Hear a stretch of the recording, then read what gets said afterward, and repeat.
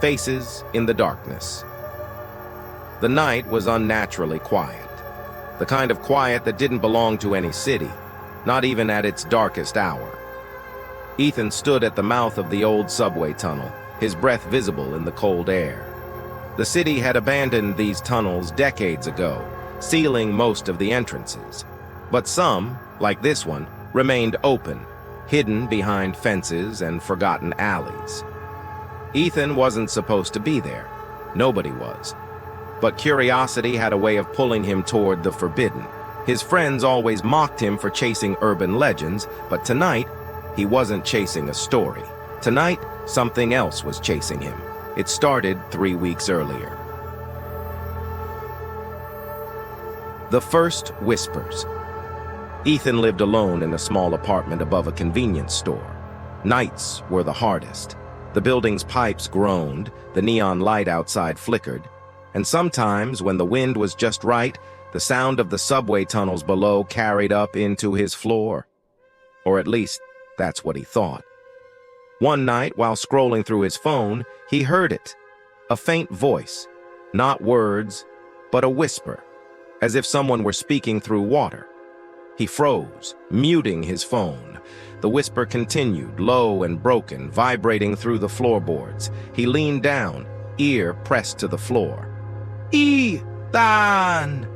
His name, spoken in a voice he didn't recognize. Ethan jerked back, heart pounding. No neighbors were below him. The convenience store closed at midnight, and it was locked tight. Yet the whisper didn't stop. It grew louder, shifting between murmurs and something like a groan.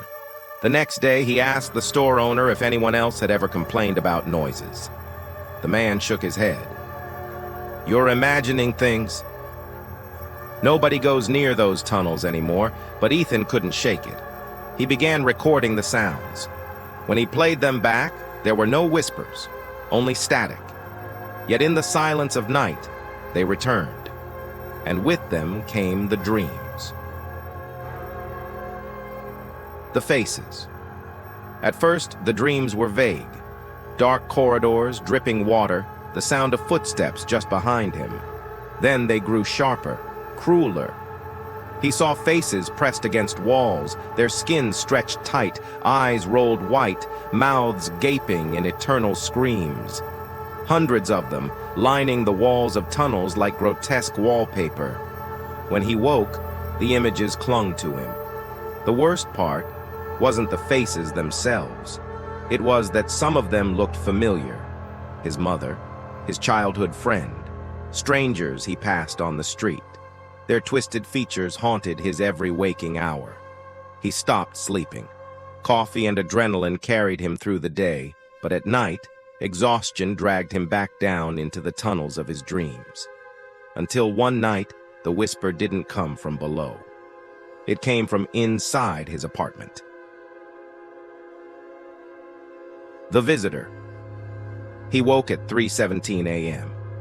The clock on his nightstand glowed faintly red. The whisper was louder now, echoing across his walls. Ethan sat up, his chest tight, sweat rolling down his temple. In the corner of the room, something shifted. A face. It was stretched across the plaster, as though the wall itself had sprouted features. Its mouth opened wide, teeth pressing against the surface from inside, lips cracking the paint.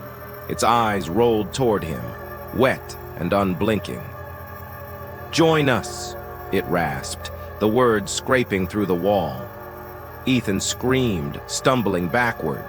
But when he blinked, the wall was smooth again, empty. He didn't sleep for 2 nights after. By the 3rd night, desperation clawed at him. He needed answers. He needed to see the tunnels.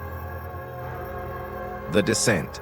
The entrance was hidden behind a rusted gate near the edge of the city. Ethan slipped inside with nothing but his phone and a flashlight. The tunnel yawned open before him, swallowing the light in endless black. Every step echoed. The deeper he went, the colder it grew. He could hear water dripping, the scurry of rats, the groan of ancient pipes, and then the whispers. They rose from the dark, hundreds of them, all murmuring at once. His name, his secrets, his fears. He pressed the flashlight forward, his hand trembling. The beam fell across the wall and his stomach lurched. Faces, just like his dreams. Dozens of them, packed tightly together, their skin gray and damp, their eyes bulging, mouths frozen mid-scream. Some wept silently, tears running down their sunken cheeks. Others stared directly at him, their expressions almost hungry. The whispers grew louder, the mouths began to move. "Ethan! Come closer. Stay." He staggered backward, his flashlight flickering. And then, one face blinked. The trap.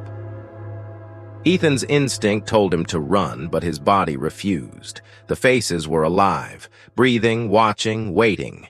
He lifted his phone to record, but the screen went black, lines of static cutting across it. The whispers shifted, weaving into a chorus. "We see you. We need you. You belong." As he turned to flee, the tunnel shifted. The walls seemed to ripple, melting forward. The faces stretched outward, mouths opening wider, their screams filling the air. He sprinted, flashlight jerking wildly, shadows dancing. But no matter how far he ran, the tunnel never ended. The same dripping water, the same rusted pipes, the same faces watching him from the walls. His lungs burned, his legs gave out. He collapsed against the concrete, the whispers pressing in from every direction. And then silence. When he looked up, the faces had vanished. The walls were smooth, bare. He laughed, broken and shaking. It had all been in his head, until a hand pressed against his shoulder.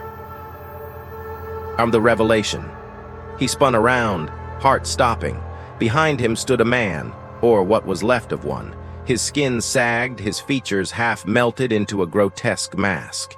His mouth hung open, jaw unhinged, eyes glowing faintly in the dark. "You shouldn't have come," the man croaked.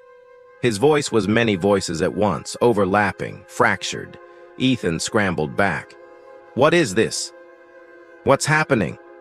The figure stepped closer, its movements jerky, unnatural. "The faces. They are the forgotten, the ones who came before you. The city buries its sins here, every scream, every lost soul, trapped in the stone. And now, the faces returned, all around him, pressing out from the walls, their mouths moving in unison. Now, you are one of us." The final choice. Ethan's mind fractured. He clawed at the tunnel walls, his nails breaking, blood smearing across stone. The faces pressed closer, stretching, reaching. Their eyes burned into him, their mouths biting the air. "No!" he screamed. "I won't stay here!" The chorus answered. "You already have." Hands erupted from the walls, dozens of them, pulling him down. He fought, kicking, thrashing, his voice breaking into sobs. But the more he resisted, the stronger they became. Their mouths opened wider, screaming without sound, until his own face was dragged into the stone. The last thing he felt was his skin stretching, his eyes rolling white, his mouth tearing open into an endless scream. Epilogue.